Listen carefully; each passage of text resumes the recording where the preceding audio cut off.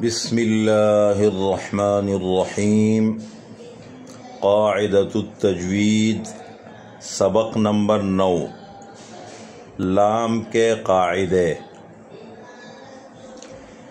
لفظ اللہ اور اللہم کے لام سے پہلے زبر یا پیش ہو تو لام کو پر پڑھیں گے، یعنی موٹا پڑھیں گے،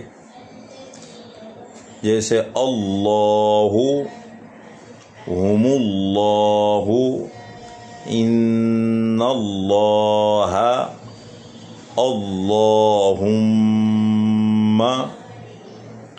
اور اگر لفظ اللہ کے لام سے پہلے زیر ہو تو لام کو باریک پڑھیں گے، جیسے بسم اللہ، اعوذ باللہ، قل اللہم۔